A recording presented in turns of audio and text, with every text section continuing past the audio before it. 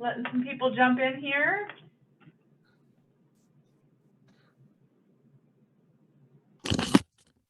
All right, well, welcome everyone. I'm Claire Slattery, and I'm the Executive Director here at the Lake Zurich Area Chamber of Commerce.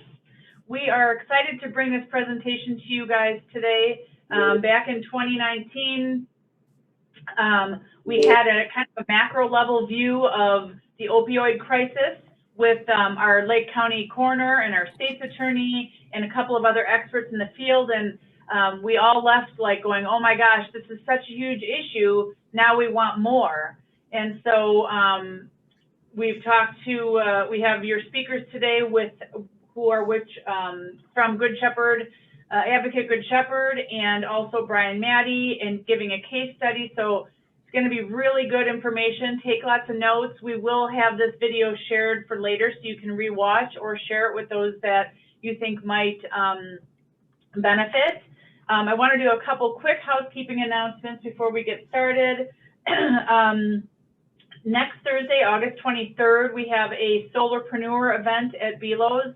Solarpreneurs has started this year really. It's about being in a business by yourself. So we know we have a lot of business owners who are, you know, one person and one person only, and it gives them an outlet to talk to other like-minded individuals. So if you know of anyone, please share that event. We have our Government Affairs Committee is putting on an event on September 16th from 8 to 10. It will be in person, knock on wood, and it's what's happening in your taxing district. We've invited, you know, all of our neighboring villages and the, you know, other representatives like the fire department and the library and the school districts and such. So we have quite a few speakers lined up to give us some updates on that. And then our biggest events coming, we have a job fair coming on September 29th at Foglia YMCA. We have our golf outing rescheduled, is going to be October 4th at Hawthorne Woods Country Club. And then our Everything Expo has been rescheduled to October 30th, which is a Saturday. So we have lots coming up in the fall. We're hoping that we can stay masked and together and not canceled, period. But so that's what I have. So I would like to just point out and have Mike Iser say hello. He is our program's chair. Good afternoon. Thank you, everybody, for coming. This is a real important session. Appreciate your time. Yeah. And then our event sponsor, Ms. Bonnie Conti with Avalon. Hi, everyone. I want to thank everyone involved in making this happen today because it is such an important topic. And for 20 years, Avalon's been trying to support the community. And we're right now putting up walls in Lake Zurich, getting ready to move and creating a safe place and a fun workplace for growth. Thank you. Glad to be a part of it. Thank you so much, Bonnie. Appreciate your contributions today. So with that, let's jump over to where'd they go? Barbara and Philippa. Yeah. Okay, I'm going to try this again. Okay, I'm going to share my screen. And was this in here? Oh no, that's the old one. This one. No, wait. Oh, here it is. Here it is. Okay, yeah. Yeah. We had a couple of different versions. Okay, can everyone see that? Yeah. Okay, so us too would like to welcome all of you. Today we're going to talk about assessing impairment in the workplace. My name is Barb Kuennen. I'm the supervisor at the Advocate Occupational Health Center here in Lake Zurich. Dr. Norman is our physician. I've been with Advocate for 10 years. Dr. Norman's been with us for a year now. But both of us have had extensive, I'm not going to give us years, I'm not putting years out there. We have had a lot of experience in occupational health, work-related issues, working both on site for corporations and also in clinic settings like we have here. So a little bit of an let me say something. My slide is not letting me move my slide. Oh, There it is. I just have to click it. Okay. So a little bit of an overview. What we're going to cover today is when should you be responding to impairment? What does impairment look like? Some potential causes, medical evaluations, the components that play into that. What's the employer's responsibility? Reintegrating a person back to work. We have a slide that has a whole bunch of resources that we used while we were putting this together. And then we'll have a case study. Brian Maddie is going to share his, what I like to refer to as a success story. Brian, I hope you will agree there. And then we hope we'll have some time for some open questions and discussions. Anything that we can't answer, we'll try and get back to you on, okay? So when should you respond to impairment? There's so many things I could have put on this list, or we could have put on this list, but I think it's really important to not ignore behavior that you know is not normal. It's not that there's behaviors or actions that just are not normal, especially if you know the employees and there's a change of behaviors. You're going to have to assess each situation case by case. In all the years that I've been doing this, I'm sure you'll agree, there's really rarely two that are alike. But when you really want to make sure you're taking action is that when the safety of the employees or your environment is at risk, when policies and procedures are not followed, when laws or regulations, sorry about the typo there, are not being followed. And I think if you always keep the focus on the concern for the employee, if your gut tells you something's not right, something's off with this employee, then I think that's the time that you say, okay, let's at least even just simply sit down with the employee and say, what's going on? Is there something we can help you with? That sometimes is the simplest way to start a conversation. So I'm going to turn it over now to Dr. Norman, and she's going to talk to you about what impairment may look like, some potential causes, and go over a little bit of the medical evaluation piece of it. And so in terms of impairment, we all would know, like, if somebody seems a little off or something's not quite right with the employee. So like Barb said, if you're familiar with this person and you see a change, it could be something like mood swings, where a person suddenly has, can quickly go into anger. So that could be from impairment, but perhaps the person had a PTSD and had a trigger or something. But that's something you might notice. There's personality changes, such as someone who normally is very cooperative and kind of fun to work with, suddenly is very irritable or has other changes that it's not something you could say is extreme, but it's definitely a pattern that you're noticing changing. That's really important. It could be confusion. Sometimes a person could be confused because of some particular substance, but it also could be a medication interaction. It could be a number of things. So we also would say that making mistakes that are out of the ordinary for the person, of course, if somebody's training or just with human nature, there's occasional errors, but if you're starting to see major errors or they're excessive, and especially if the explanations are kind of vague or they don't fit the situation, that could be a sign of impairment. Any type of inability to function, that's kind of a big phrase, but it could be someone who normally does teaching and then suddenly they can't find their materials or they simply cannot perform their duties at all. One typical or one frequent finding is difficulty with authority. In any workplace, there's chains and patterns of communication that are normal. But if someone is suddenly becoming belligerent or just not wanting to cooperate, that could be a sign of impairment. And certainly physical things like someone falling asleep at work. I've worked in settings where people who are operating controls, one person was basically taking a nap. So that might be something where it could be due to a substance, but it also could be if the person had a situation at home where they hadn't slept very well for a couple of nights. Certainly things like unstable gait, slurring words and overall, again, confusion.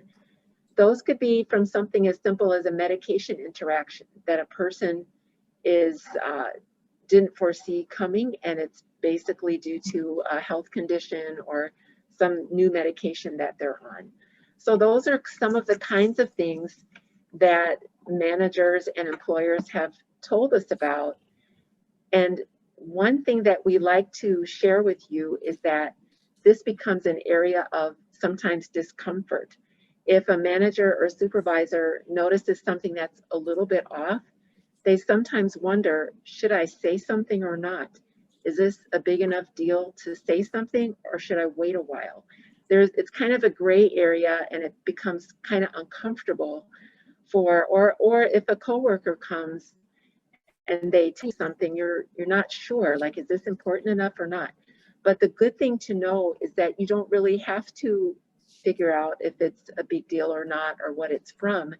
This is a good time to call on a resource such as whatever medical department you work with. Any occupational medical department can help with this evaluation. And basically, I want to share with you on the next slide some of the things that we think about, because basically all of us, we're at work, but we're human beings. We have a home life. We have our whatever situations we might be in that we sometimes people can kind of wall off whatever's happening at home, but sometimes it spills over into the workplace. So even if somebody is stumbling, speaking incoherently, we don't want to automatically think, in our department, we wouldn't automatically think it's drugs or alcohol. They might be fatigued, they might have had a recent trauma, they might have a new onset health condition like diabetes or hypertension.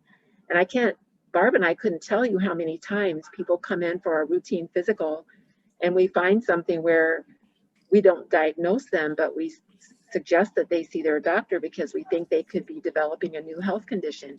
We just happen to see them at that time. So it could be that just at work that day, the person's having symptoms of a new onset health condition that looks like impairment. Also, sometimes there are subtle dynamics between people at work where some people might not be aware, but a person might be feeling that they're going through bullying or harassment, and that could be affecting their behavior and ability to concentrate at work.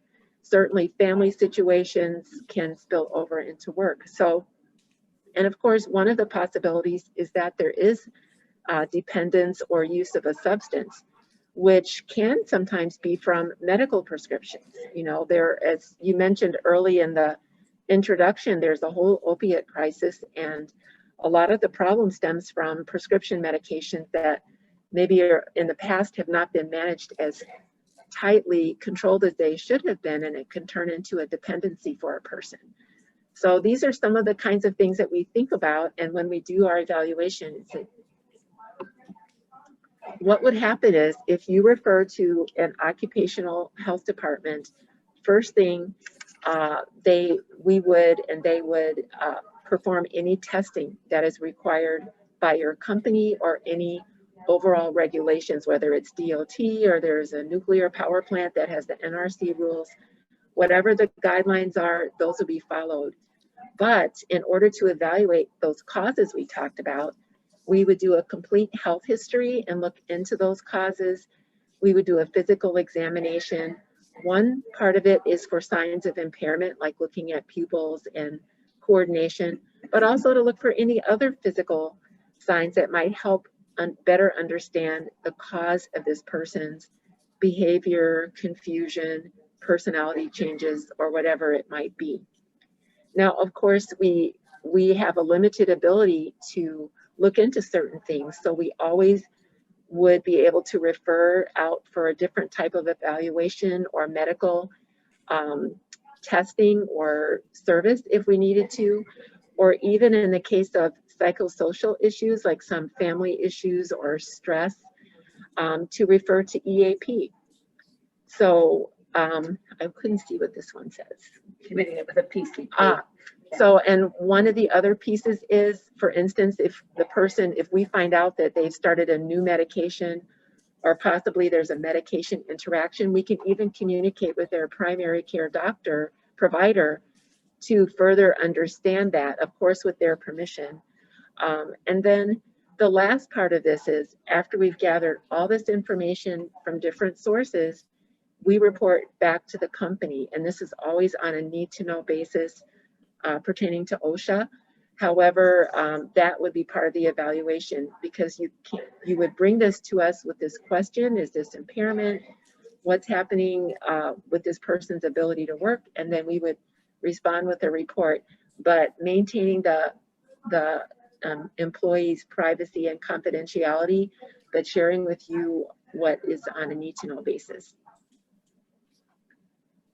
I guess I'll ask at this point before we move on, everybody, anybody questions or anything? Everybody good?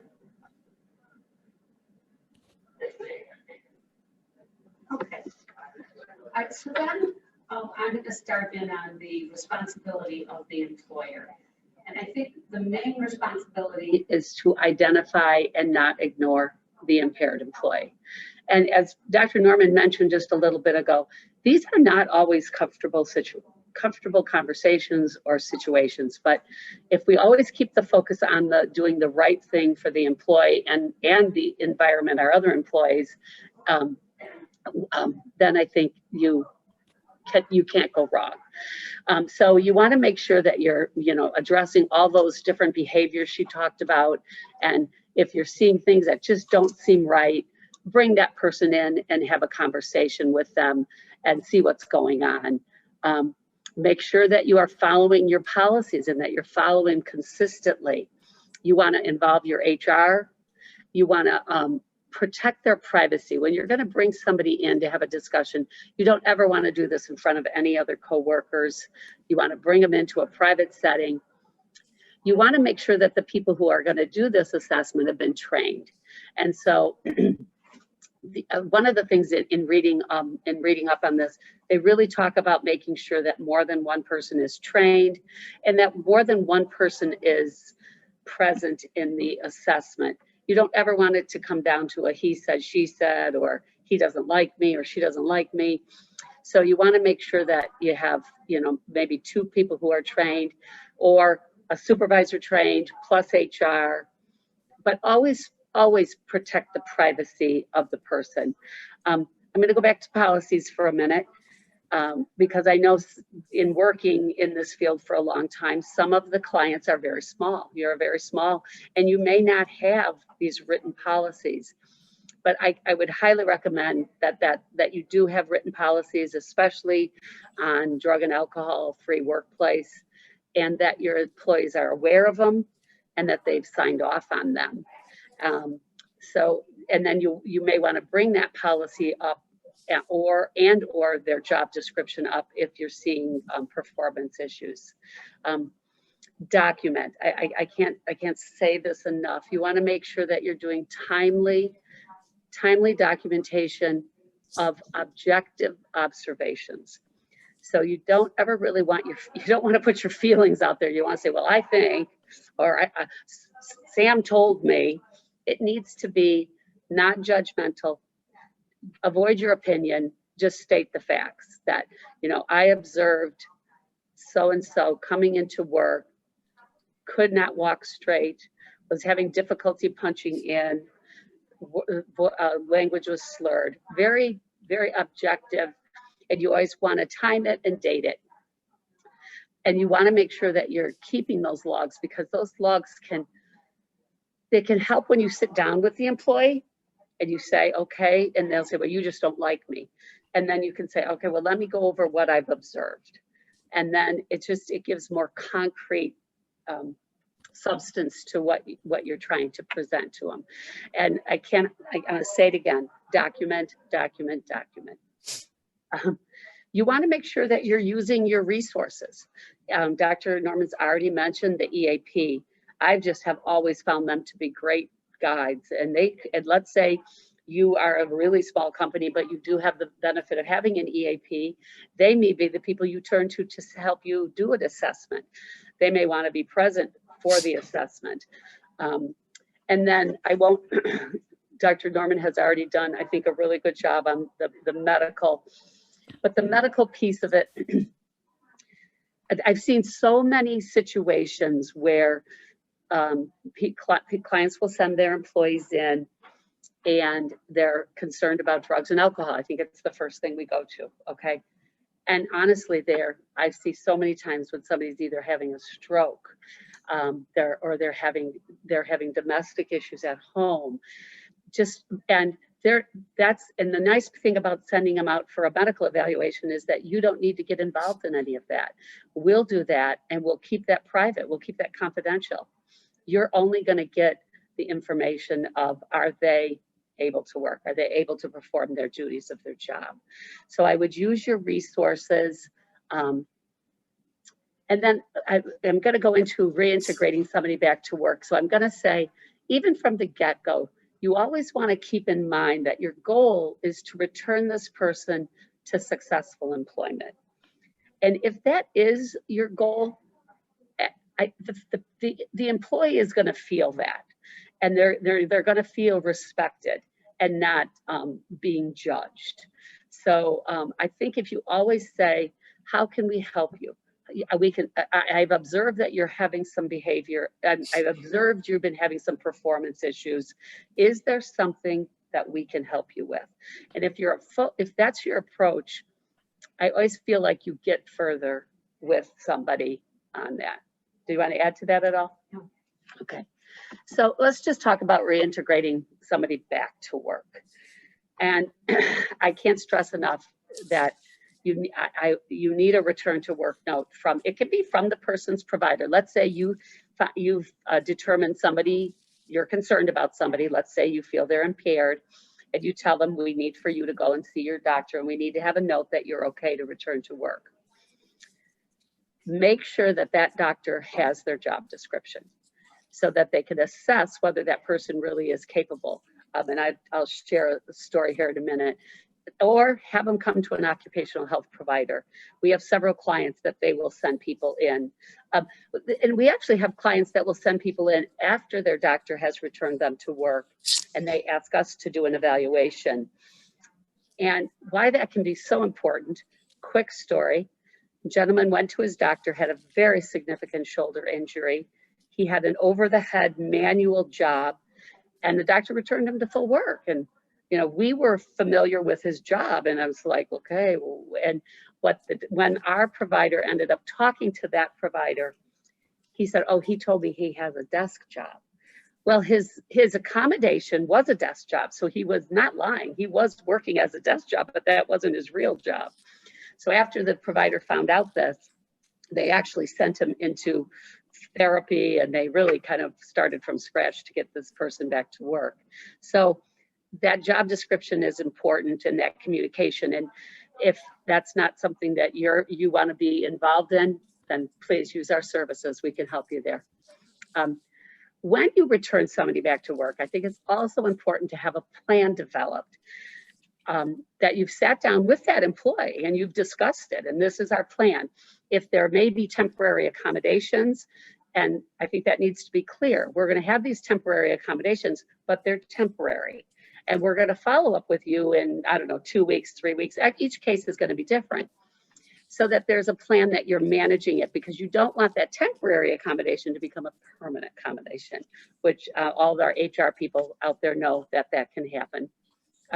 Again, use all your resources that you have available, whatever you have. If you have legal, you may want to pass anything by legal to make sure that, they support it. Again, I'm going to say use your HR department. Those are the people who know all these policies and rules and regulations, and they're very used to working with people and different issues. The last thing I'm going to mention on this integration back to work is that if you have somebody who is in really manual labor, heavy manual labor, and they've been out for any amount of time, and they're probably deconditioned, you may want to consider work hardening, which is maybe a term that you're not familiar with, but it's done through physical therapy, and it actually mimics the job. And I've seen them to the degree where they maybe do 1 or 2 hours a day, and then they progress up to 8 hours a day, and they mimic the job, and they make the person work so that when they actually get back to work, the last thing you want is to return somebody to work and then end up with a work-related injury. Next page here is these resources we talked about. Several of them are, you could go ahead and just, Amaya, or I can send you these slides so you can just have them if you want to send them out. And you can go to these different resources. Included in one of these is the online course that you could use for supervisors. And they could take the course for training a supervisor online. The last one, though, is where I'm going to talk a little bit about, because I think this is probably everybody's concern or fear, is legal. And they actually, that last link, the title is 10 Steps for Avoiding Legal Problems. And they go through all of the typical, get HR involved, get legal involved, have your policies, all the things I think we actually know. But the last couple of points, or a couple of bullet points in there, I thought were just so important, because it talked to, don't rush to judgment, be fair, be consistent, follow policy.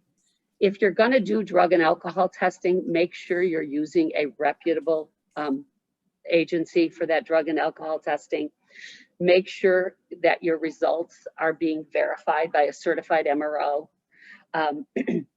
You don't ever want to accuse in front of other coworkers. You want to just be consistent and supportive, I think is the word I would use. And I think if your focus is that way, it'll keep you out of legal trouble. Maybe not all legal trouble, because there are situations. But anyways, I thought that article had some good tips. Okay, so next we're going to let Brian share his success story with us. Do we not share? Yeah, do I have to stop sharing right now to do that?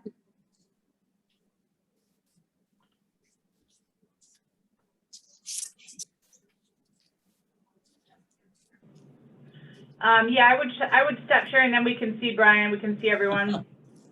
Okay, and then I will just, this is actually the last slide, and I will send you the slides so you have them. We'll do some open questions and discussions at the end, but that's our contact information, and that's our phone number, and I'll just say it now, and we'll probably say it again at the end, but you're more than welcome to call us if you ever have questions or anything. That's wonderful. Thank you, ladies, so much. And let me We'll stop do questions sharing. at the end, Yeah. Okay, there you go. All right, Brian. Awesome. So thank you, ladies, for that wonderful description of the impairments. And I was nodding my head on. I was like, yep, that was me, that was me, that was me, that was me, that was me, that was me. And I was looking at all of you, and I'm like, you guys are like perfectly like just sitting still, and I'm like, I can never do that on Zoom. I'm always like twisting and turning and like moving, and I'm like, you guys just so calm, you know. So, but anyways, let me just I'm one to never back down on my past.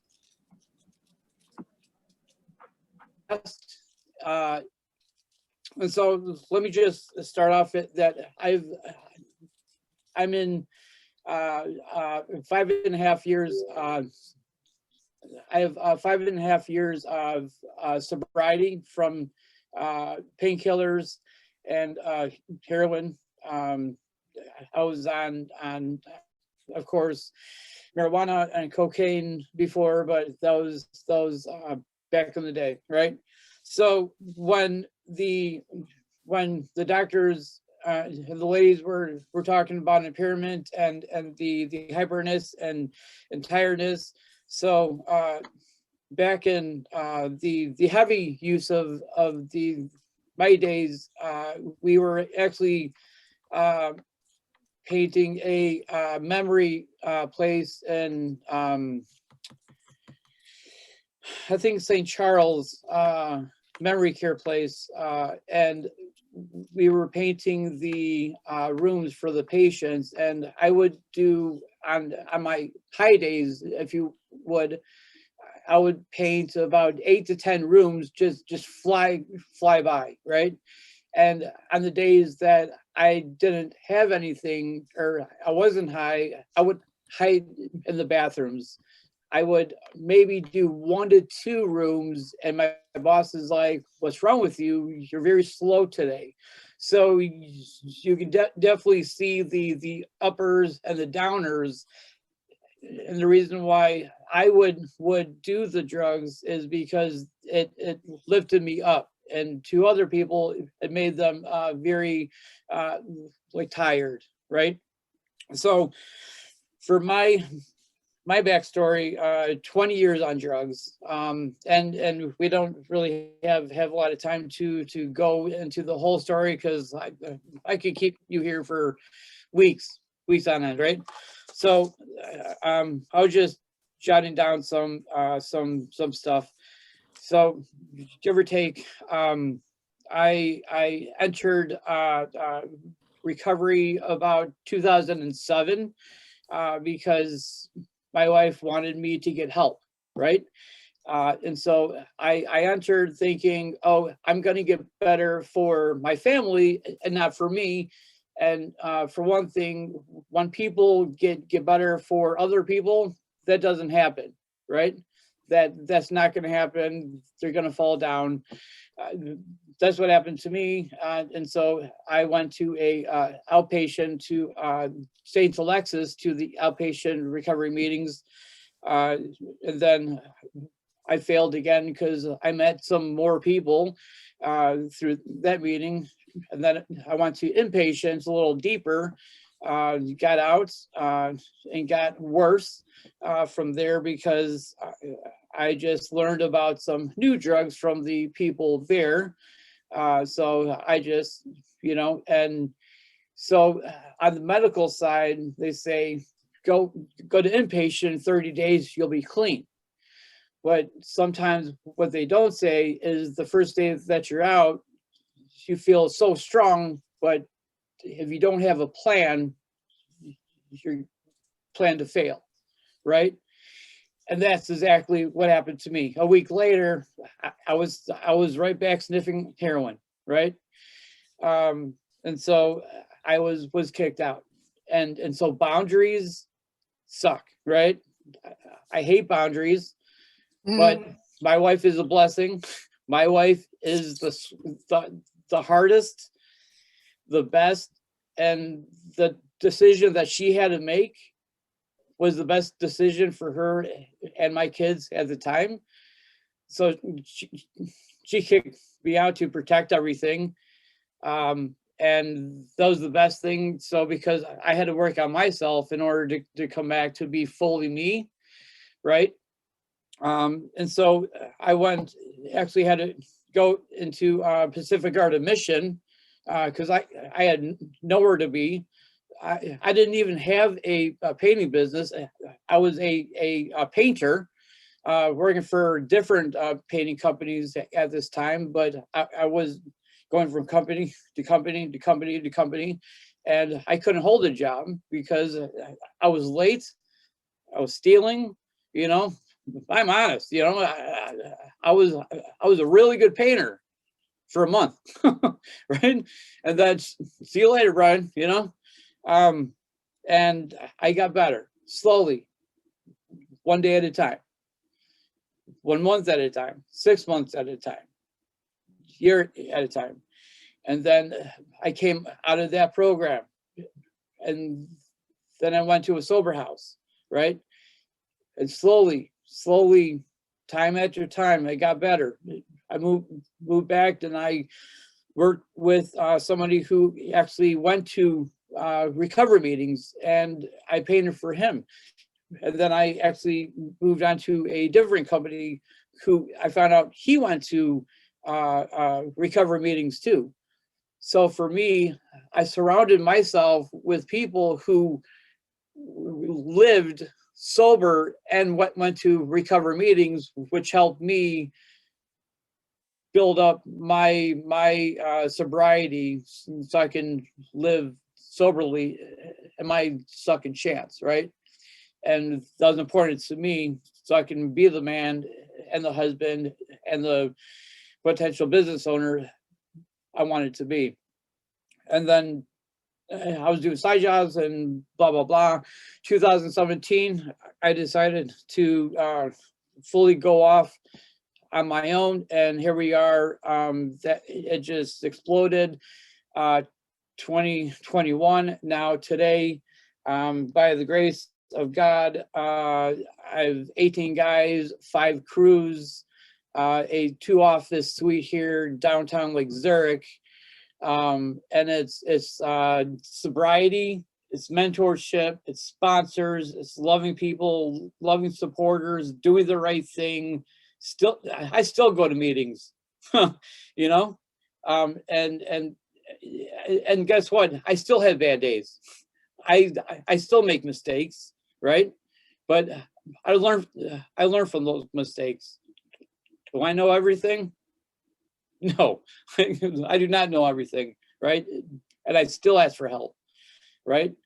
And so those, going back to the trigger moments, I've hired people, and because of my past, guys, so in the trades,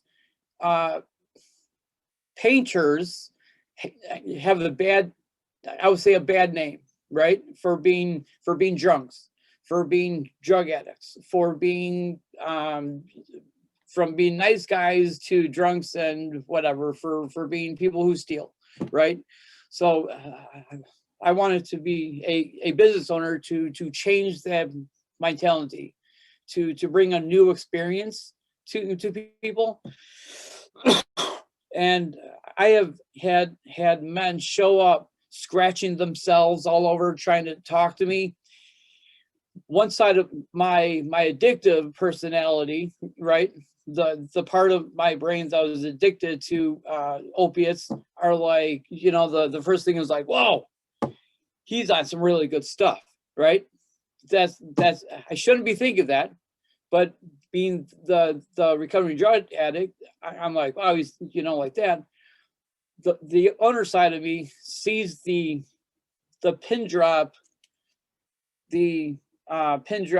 pupils of his eyes, and he needs to go, right? I can't have that on my jobs, right? And he's scratching himself and the raspy voice.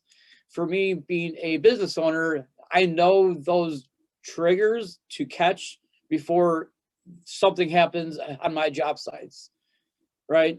And so a sniffle on drugs is different from a sniffle from a cold, and that's from being years on cocaine, right? And if we're and from the ladies talking, it's hard to it's hard to discuss with somebody about if they're on drugs or if they're having a stroke or this or that. Yes, it's not a nice conversation, but being a leader in your business, being a business owner, being a foreman, you need to pinpoint those things. Otherwise, if something happens, that company will go down, right? If you are, let's say,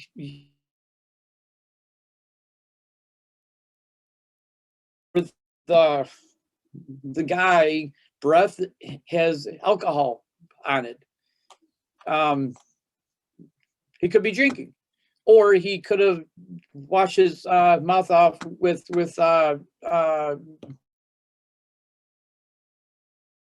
you don't know. So, but with all that just being said, it's nobody really likes to talk about this in the business world, right? And I'm just someone who doesn't shy and hide about it because it's important, and people need to take a stand. So Is there any questions, any, feedback, any? You know what, Brian? I'm going to say something only because you mentioned something that when you said something, it's something I forgot to say. When you smell odor of alcohol, or even if you don't smell odor of alcohol, you think somebody's impaired and you want them to be assessed, never, ever, ever let them drive themselves. Somebody has to drive them wherever they're going to go. If they refuse, as we have had people refuse, when we test them and they're positive and they refuse, we'll wait until they get in the car and call the police. You cannot run that risk of sending your employee in that you're questioning is impaired, letting them drive. So that was a piece. Thank you so much, Brian, for saying that, because I meant to bring that up. And of course, if I didn't have it written down, I went out. So never let them drive. If you want them to be assessed, somebody bring them. We have a client who actually gives them a cab. They come via cab and we call the cab when they're done and they go back via cab. So just be real careful with that. So thanks, Brian, for saying that. Yeah. I had a guy before shaking really bad, right? And he was explaining that it was a disorder, but what it came out to be that he was withdrawing from alcohol, and I knew it, right? I knew it. So he was done with me. So Brian, I have a question. So let's say you have, the guy that you mentioned was like kind of itching and, things like that. How do you address that right then and there? Like how do you say something? I mean, you must say something right then, right? Or what's your steps for communicating right now with me if that was me and I was your employee? Okay, so for me being the business owner, I need to protect my business, right? So having the raspy voice, having pinpointed pupils, and having the being scratching your legs, your stomach, just all over within 10-20 minutes of talking to me fully. That's just three triggers, and then kind of like nodding off, we kind of like this, right, like that. So what are you gonna say to me right at that, when you figure out, okay, these are these triggers, I see them, I know what's going on? What do you say to me as that employee? So I'll say for the first 15 to 20 minutes, I will continue to talk with you and to figure out if it's just a normal thing. But if I keep on getting triggered, then I'm going to ask you to leave, and then either take a drug test or call me later and we will reevaluate. If you don't take a drug test, then that's it, you're done. Okay, so you're asking them to leave the premises, but now we want to connect with what Barbara said, and you're going to ask them to either ride with you, or you're going to ask them you're going to order a cab or an Uber.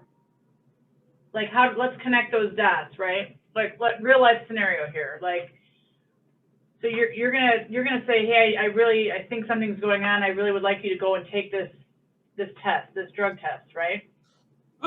So the impairment, I have had a couple cases, if you will, where I have sent them off and just like they're done right away and they're done. And there's been a couple times when I've had them tested and there hasn't been any times when they've been like fully drunk. The only times that I've ever seen people drunk and we've held their keys is at meetings, and they don't get their keys back until either they come back the next day or someone comes and gets them. So that's more at the meetings. The drugs are more kind of at the workplace that I've seen. You know, Claire, I'm going to chime in there because you're right. Those are difficult conversations. They really are. And I don't care. I'm 45 years, 37 of them in Occ Health, and I've had some very difficult conversations. I think if you can keep what I've practiced is to keep myself very non-judgmental, very objective, to sit down to say, I'm observing some behaviors that are concerning to me. And if you want to identify them, whatever they may be. And I think I would be careful about saying, I want you to go have a drug test. I think I would say more something to the effect of, I'd like you to come over to the clinic. I'd like you to go over to the clinic and have an evaluation. Because then you haven't like labeled them immediately. I think you're going to get a little bit more cooperation, but they are difficult conversations. And I can tell you, sitting in a room where you have to do a breath alcohol test on somebody. I had a gentleman, years previous life, so it's nowhere here, and he was our FedEx driver. And I tested that guy like 3 or 4 times. I was like, and you know what it was? He lost his family. He'd lost everything. It was not until he was going to lose his job that he got sober. And he came back and he thanked us. But in that room with him, he's a grown man crying, telling me that I'm going to lose his job for him. And that's a really hard thing to sit with. But you have to just say, you have to think about the bigger picture. This man is out there driving a truck. You have to keep that focus. This is for your well-being and the well-being of so many more people. And, you know, they're hard. They're very hard, but I think if you stay non-judgmental, don't judge people. We don't know what they're walking in. We don't know their lives. So I've learned, don't judge people. Stay very objective. If you have policies in place, you can always sit on that policy, which is why I say have that policy in place. But I think that's really important. It's almost like you just, when you're in the moment, if you have suspicions, depending on, you know, maybe it's the type of business you're in or what have you, like Brian said, painters, but it's almost like having a little script ready, because if you're in the moment and you're just fumbling, you need to make sure that as a leader or employer, you're on mark with your conversation, right? So be it a policy or be it some scripting that you can quickly pull and just go, okay, I have to remember this, this, and this, right? That would be, I guess, I think a rule of thumb. And Leslie, you're going to say something about that, so go for it. Yeah. All this information was so right on. And Brian, I agree. You want to have the employee talk to you.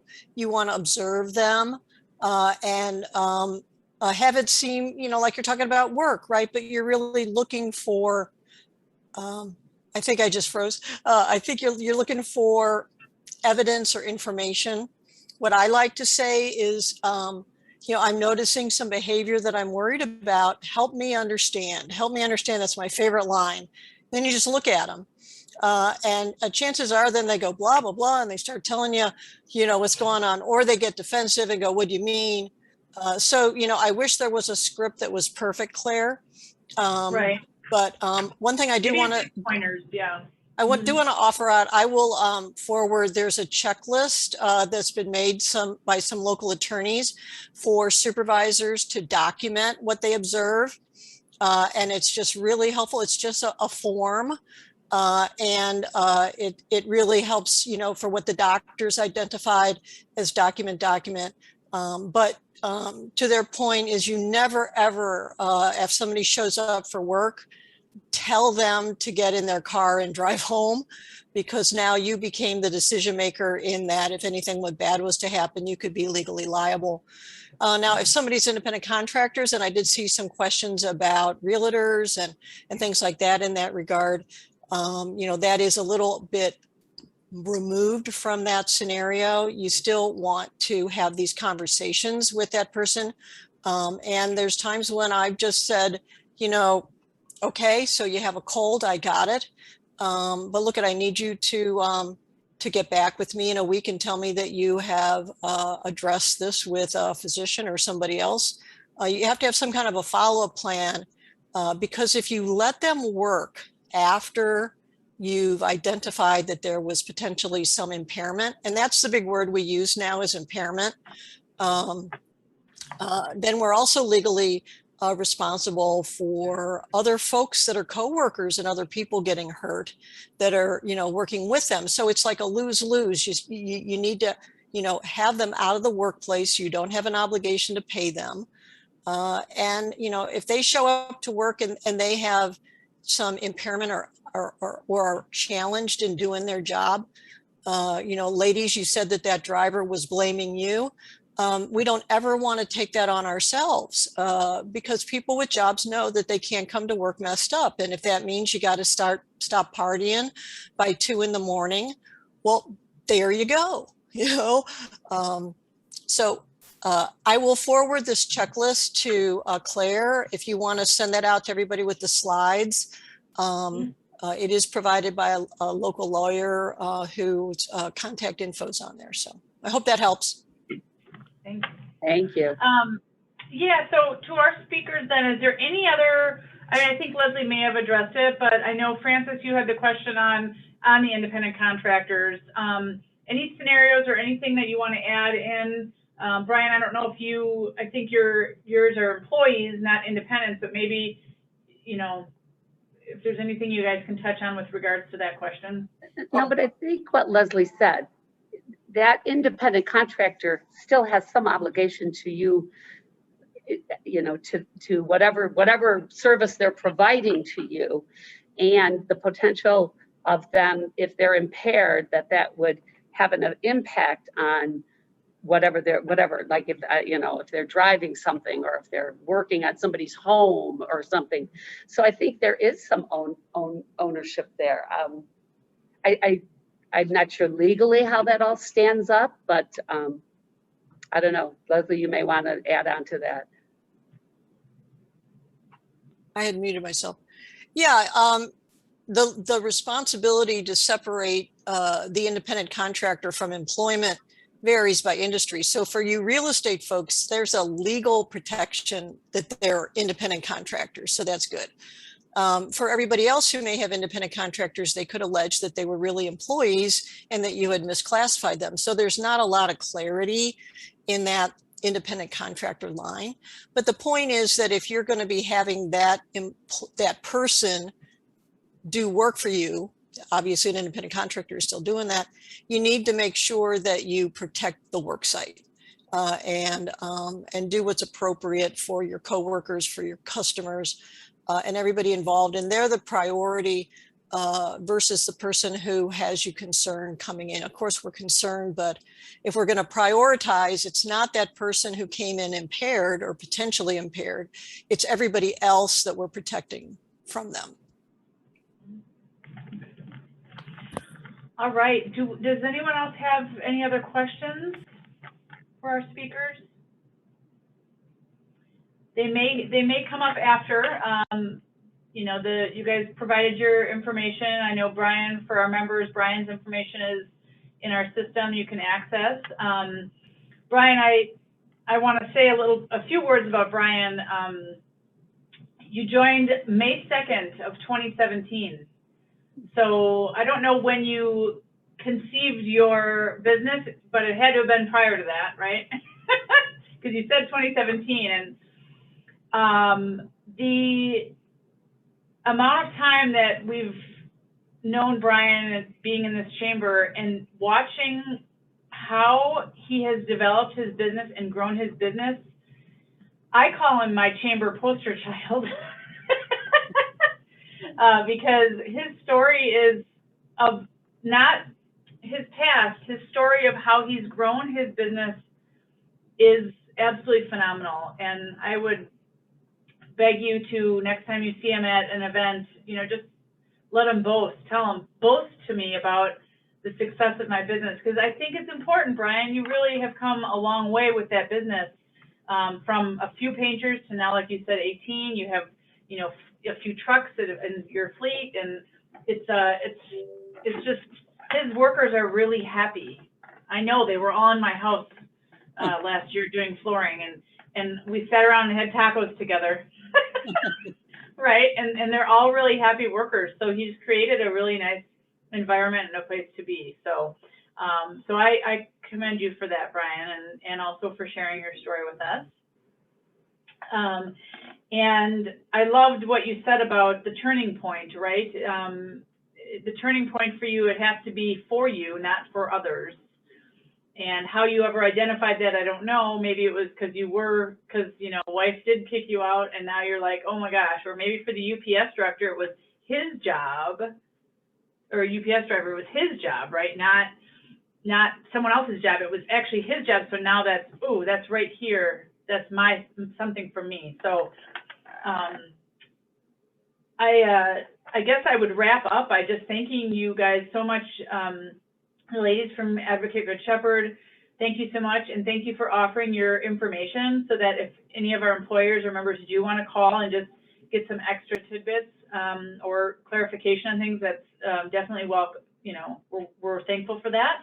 And we will go ahead and share out the slides in all of those resources you provided, along with what Leslie sends us. We'll do a wrap-up email to everyone who's here today and probably have something on our site, so our website. Thank you for having us. Yeah. And it was nice to see you in person, Brian. Kind of in person. Yeah. Yeah. So any last words from anyone? Any comments? Any thoughts? We good? All right. Thank you so much, everyone, for being here. Thank you, everyone. Thank you. And Bye-bye. spread the word that you saw a great presentation, and it'll be on our website, you know, probably next week, okay? And they can go back and watch it. So thank you, everyone. Thank you. Thanks. Bye-bye.